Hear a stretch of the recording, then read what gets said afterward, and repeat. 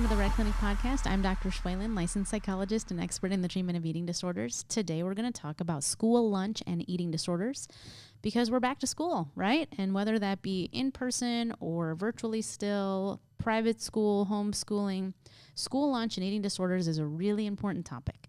So I'm going to break it down. Actually, I'm going to give some recommendations or thoughts and ideas about public school and private school and how to navigate both systems, also homeschooling situations. And then I'm going to talk a little bit about the different scenarios that we can anticipate with kids who are in eating disorder recovery and on a meal plan. Okay, so that's really specific. So that means your child is in treatment or, is in treatment or has had experience being in treatment.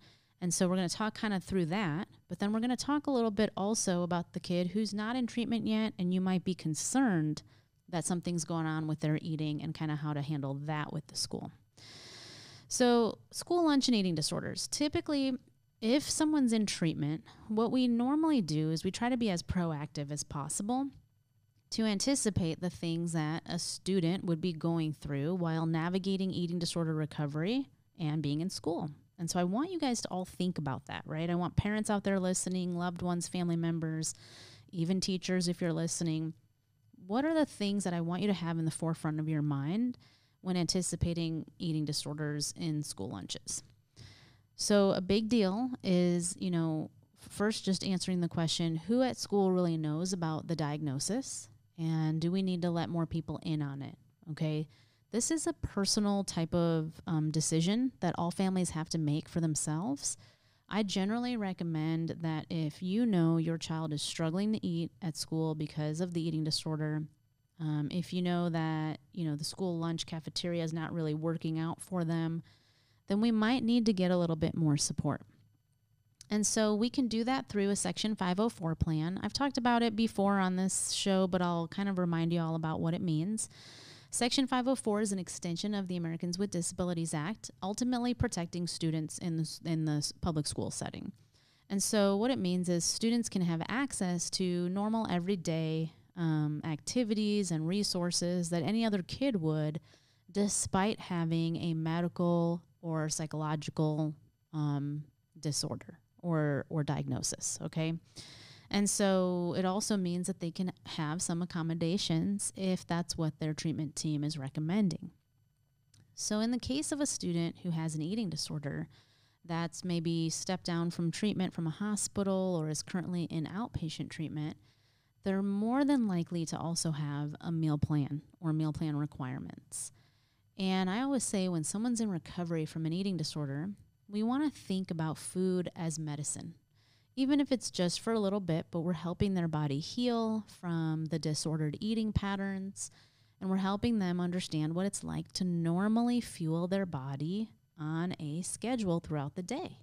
And so food is medicine for a person with an eating disorder, and it can be any kind of eating disorder in terms of restrictive eating patterns or overeating or binge eating or even purging. So whatever is going on in that person's eating disorder, I want us to first think about how food is fuel and food can heal us from the inside out. And for that reason, food can be treated like medicine when we're in eating disorder recovery. So I usually say to parents all the time, since food is medicine and when we're dealing with an eating disorder, and kids generally go to the nurse's office to take medicine during the school day, it's also okay to think through different ways for a child to eat their lunch in like an accommodated manner or an alternate fashion. For any kid, not just one who has an eating disorder, the cafeteria can be very stressful. So I just want to put this out there. It doesn't matter what kind of school your child goes to. If it's not at home, really, it's not really the teacher's responsibility or the school personnel's responsibility to make your child eat.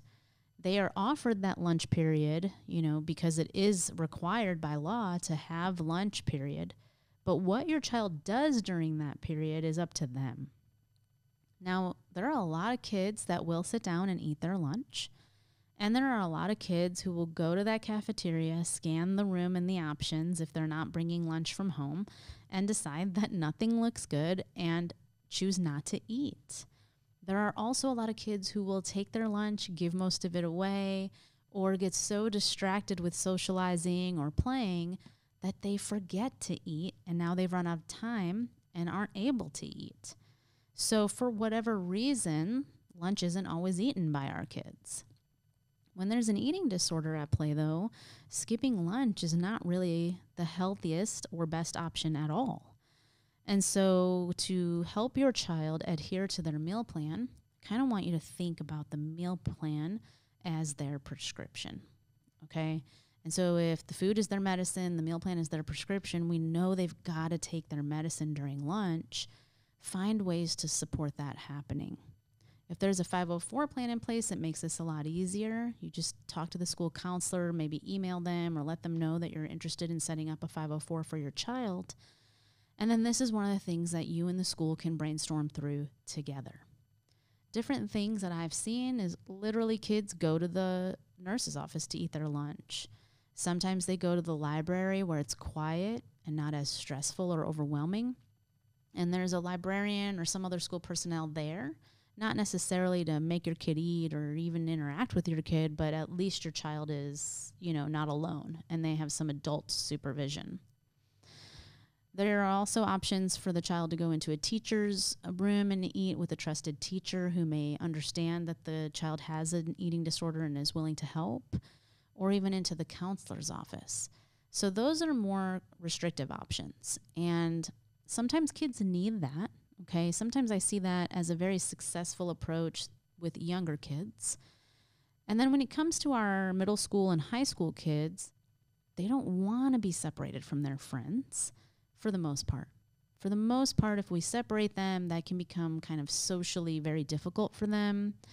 They don't want to be any different than anyone else. They don't want everybody to know that something's going on with them.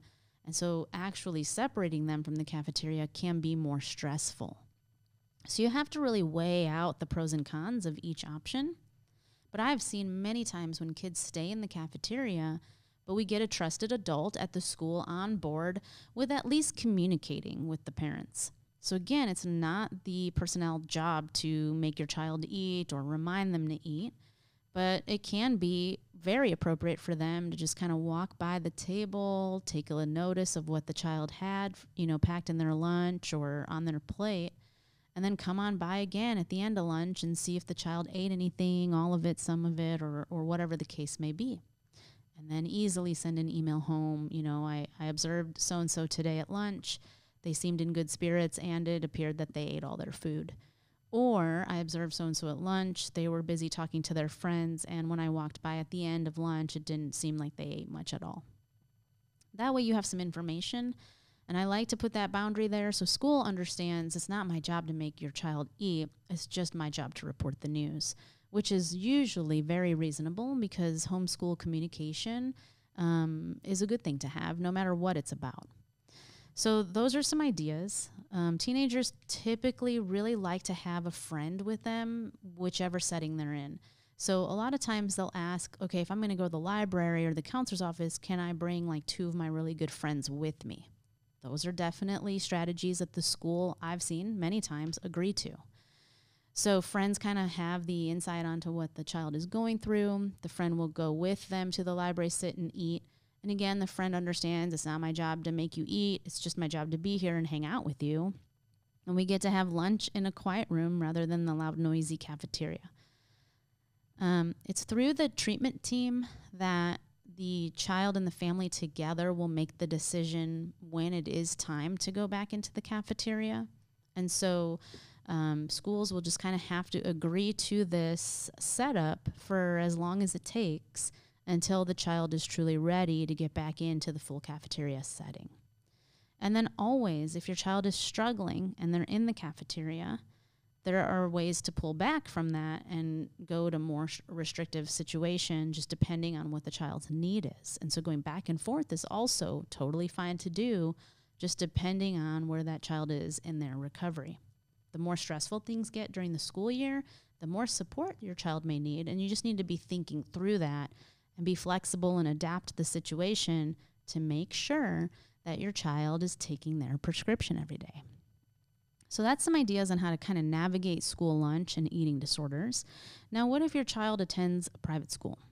So what I kind of described to you is much more common in the public school setting, where you either choose to have an adult kind of communicate and facilitate that for you in the cafeteria, or move the kid into a more secluded area to eat with a friend or with a teacher. But in private school, I've seen that a lot of times those resources aren't that available. And sometimes in public schools too. It can be very challenging right now, especially with COVID, for public schools to provide the necessary resources to help with these accommodations for kids. So again, go at this with like a very open mindset and a collaborative type of position versus us against them, because most schools want to work with you to help your child stay in recovery. It's mostly just about how do we make these accommodations possible. So in a private school, because, they may not have as many resources, there's no such thing really as special education in private school, they're not necessarily used to making that many accommodations for students. And again, this is just an open conversation that I urge you to have with the support people at the school. Generally, teachers and principals and counselors want to help students. And so when you kind of let them know what the situation is and what's needed, they tend to brainstorm and find good ideas. In the private school setting, a lot of the same things that kids can do in the public school setting are possible. So maybe sitting with a trusted friend or a trusted adult during the meal, either in the cafeteria or in a separate classroom. I've seen those happen. Those options play out at private schools as well. It's just a little bit different how you have to go about it, and a little bit more, I think, collaborative by way of parents suggesting different ideas to the school, because it may be a new situation for them, something they haven't really had to brainstorm through before. Now also, it's totally possible for you as the parents to go and eat with your child as well. That's true for public or private school. You just find out when the lunch break is and you go and you support your child through their meal. Sometimes I've seen parents do that, and I've seen parents do that for kids in eating disorder recovery of all ages. So they'll go to the elementary school, the middle school, or the high school, and they'll just hang out with their kid and support them through that. Sometimes in high school, kids don't want that. And so they'll be more open to the other options in terms of, okay, I won't come, but then let's get you into the library or in the counselor's office instead, because right now where you're at in treatment, it seems like the cafeteria is just going to be too overwhelming. So wherever your kid is at, you want to find how to meet them there. Getting teachers involved can be really helpful. I've mentioned that several times now. I want to just make sure that I reiterate that the boundary is they're not there to make your kid eat. They're not there to be the food police. They're just there to report the news. And so a lot of families will come up with a system directly with the school of, yes, you'll send me an email every day with how you think my kid did, or some parents will even put a little note in the lunchbox with, here's everything that we packed this morning. Please check off that they ate this or not. And then I need to see the note every day when the kid gets home.